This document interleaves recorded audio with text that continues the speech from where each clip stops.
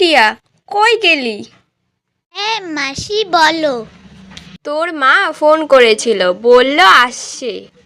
তাই? কি মজা, কবে আসবে? এই তো কালই আসছে। যাই, আমি গিয়ে তোর মেসুকে বলি, বাজার ঘাটগুলোও তো করতে হবে।